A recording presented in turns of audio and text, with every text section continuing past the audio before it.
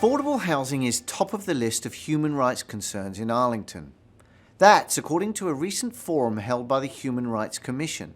More on that later, but first, the January 1st County Board organisational meeting saw Board Chair Mary Hynes announce support for a community facility study to identify areas that need improvement for both schools and county.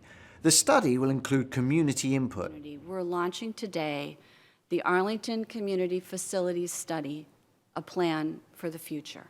We really have some important conversations to have together, all of us, about how we meet the needs we have.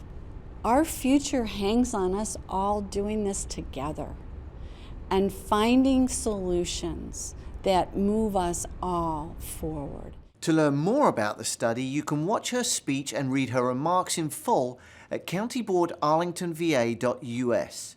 Just click on the Members tab for Mary Hynes. The recent winter weather is a reminder that we need to be prepared. Report a snow issue, learn how the county handles winter weather, and check delays at arlingtonva.us. Keyword, snow. You can also sign up for Arlington Alert to receive text or email messages and updates in the case of an emergency. Join us on Saturday, January the 31st for a new take on the Energy Journey game.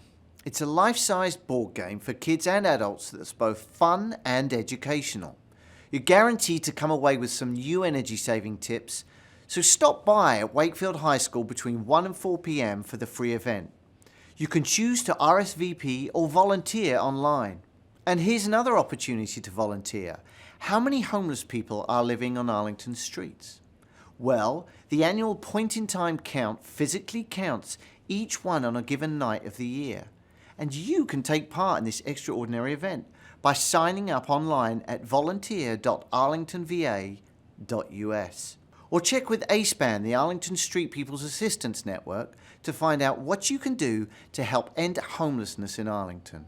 This year's count will take place from sunset on January 28th to sunrise on the 29th.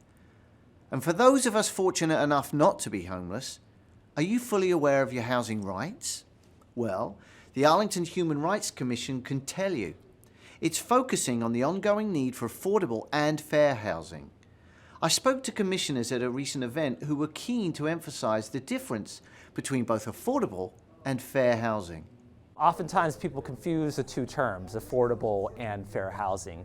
Affordable housing tends to deal with the stock, the availability of housing in the community that allows certain percentage of the community members to be able to rent or buy.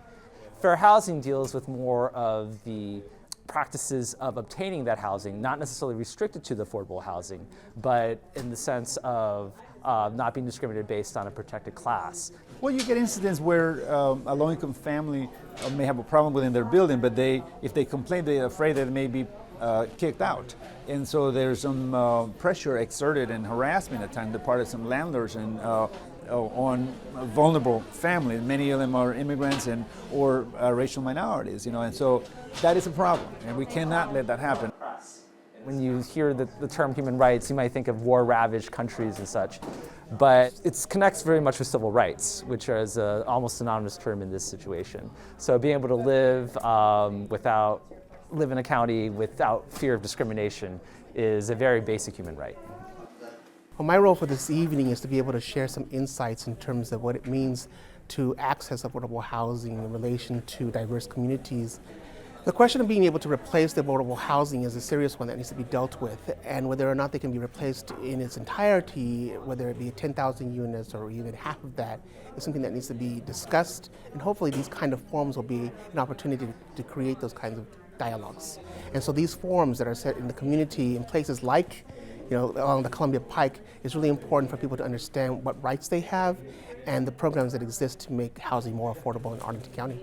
De que sus derechos humanos están siendo violados como inquilino, lo están maltratando, no le están negando vivienda o le están discriminando. Entonces tenemos que saber, nosotros que estamos en funcionarios del gobierno, no podemos actuar si no sabemos. Y es importante que la gente sepa que no importa el estatus migratorio que tenga, usted tiene derecho a que su voz se escuche y nosotros estamos dispuestos a ayudar. Why should people care about this? I think the answer has to do with, I think everyone values diversity in our communities. And diversity means more than just ethnic backgrounds, it also means socioeconomic backgrounds. And you can find out more about your housing rights or even get involved by visiting our website, keyword human rights. Do you know someone who passionately supports our parks and natural resources? Then nominate them for the Bill Thomas Award. It's a way of honouring lifelong parks volunteer Bill Thomas and Arlington residents who support our dynamic programs, natural resources and public open spaces. More information about the award and how to nominate outstanding parks volunteers is on the Parks Department website. Lastly, many residents honoured Dr. Martin Luther King Jr. for the 46th annual Arlington event. There was art, music and dancing and a moving tribute to Dr. King by Judge William T. Newman Jr. Well, that's it for another week. Thanks for watching and we'll see you around Arlington.